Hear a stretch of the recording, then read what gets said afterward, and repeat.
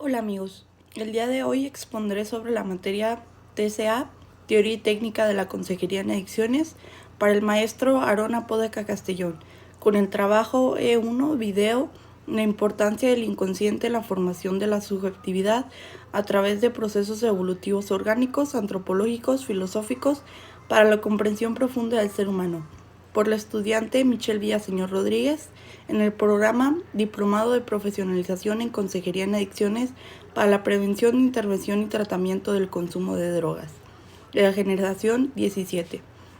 El día de hoy expondré sobre los temas principales que se trataron en clase y trataré de exponerlos de la mejor manera y irlos desmenuzando lo más correctamente posible.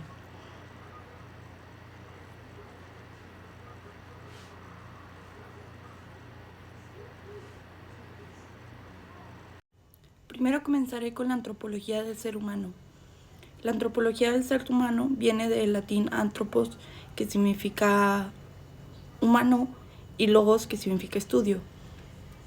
La antropología del ser humano viene desde su origen, que en el origen el ser humano inició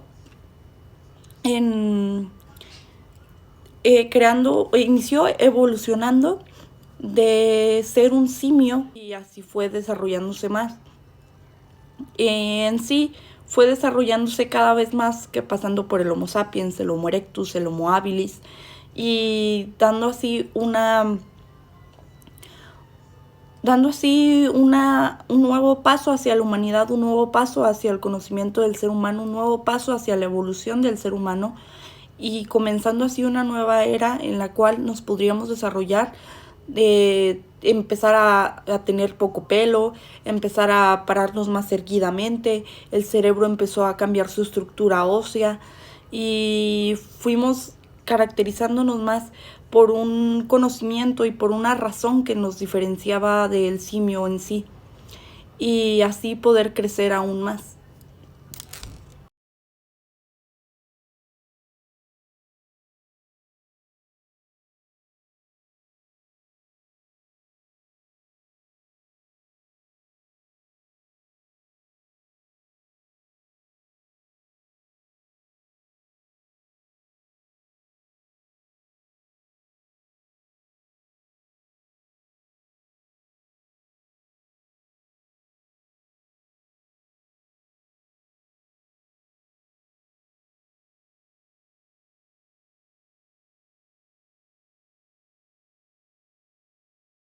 La condición humana. La condición humana tiene 4 características: la condición cósmica, la condición terrestre, la condición física y la humana condición en sí. La condición cósmica habla de que estamos en una galaxia, en un mundo lleno de estrellas, en un mundo cósmico, en un mundo regido por planetas, regido por estrellas, por astros. La condición terrestre habla de la condición termodinámica, de la condición del remojo marino, de la condición del planeta Tierra en sí. Y la condición física habla de la condición física, literalmente, de lo que es el ser humano, de su composición física, de su condición biológica. Y la humana condición habla del ser humano, de la antropología, del humanismo, de la humana condición. Después vienen los periodos de la filosofía, que empieza por la filosofía antigua, la filosofía medieval, la filosofía moderna y la filosofía contemporánea. En la filosofía antigua se caracteriza por los filósofos de Aristóteles, Sócrates, entre otros, Pitágoras. Y en sí este periodo de la filosofía está enfocado en el naturalismo, en el cosmos, en lo que le rodea al ser humano, con lo que conforma su entorno. Y la filosofía medieval se caracteriza por un cristianismo, por el nacimiento de las religiones monoteístas como el hinduismo, el budismo, el judaísmo. Y están otros filósofos como Heráclito de Éfeso, entre otros. La filosofía la filosofía moderna es un pensamiento donde se pone al hombre en el centro del pensamiento y se deja a Dios fuera, por una frase de Nietzsche que es: Dios ha muerto y vosotros lo habéis matado. Que este pensamiento en sí pone al hombre dentro y se empieza a preguntar cosas más de la razón de ser, de la razón de sí mismo, del estudio de otros y del ser humano en sí, dejando a Dios por un lado. Y por eso esta frase. En la filosofía contemporánea se tratan otras cosas, se tratan cosas más actuales, como la psicología, la psique, entre otras cosas. ¿Qué es la psicología? La psicología es el estudio del alma.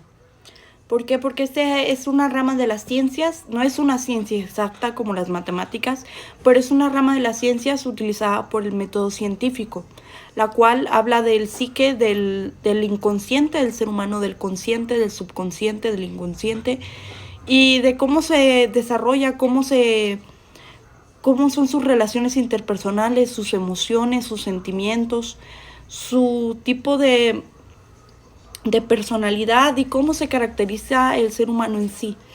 Y esta rama estudia también el comportamiento del ser humano, porque tiene cierto tipo de conductas, porque tiene cierto tipo de caracteres y cómo estos caracteres lo afectan, cómo estos caracteres lo involucran entre otras relaciones y entre otros tipos de personas.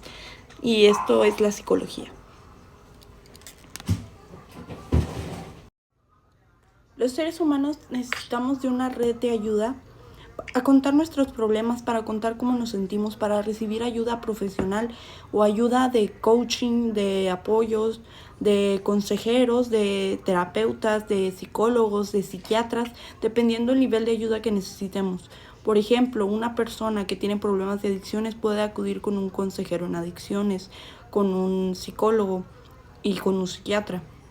En cambio, una persona que tiene esquizofrenia directamente acude con un psiquiatra porque es un problema más fuerte que el consumo. Para la relación de ayuda, todos los seres humanos necesitamos relacionarnos con otros, relacionarnos entre sí, para tener ese apoyo, aunque no sea profesional, como apoyos de amigos, de vecinos, de familiares en sí, que nos pueden apoyar, que nos pueden ayudar con el problema que tenemos, con el problema que manifestamos. ¿Qué es la consejería?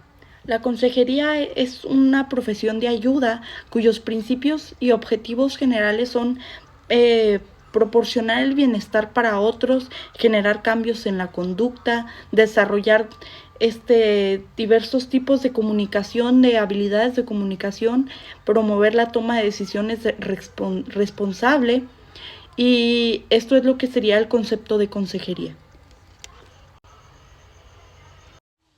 ¿Qué es la consejería en adicciones?